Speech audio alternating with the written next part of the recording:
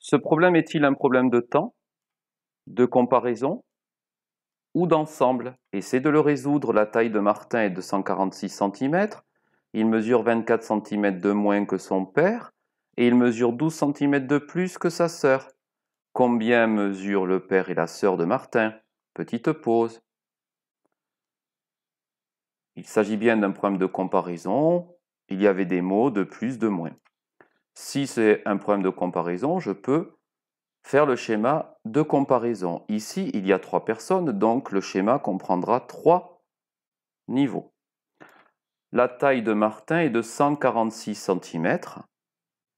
On peut dire qu'on va le placer ici, on verra par la suite.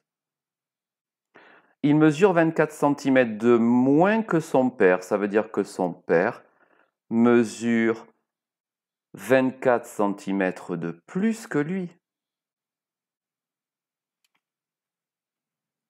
Quelle est la taille de son père? 146 plus 24, c'est la troisième étape, égale 170 cm. Son père mesure 170 cm.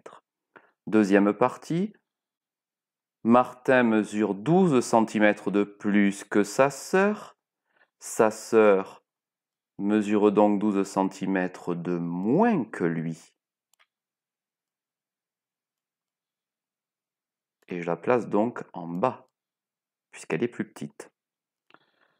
L'opération à effectuer, 146 moins 12, égale 134. Je n'ai plus qu'à écrire la phrase réponse.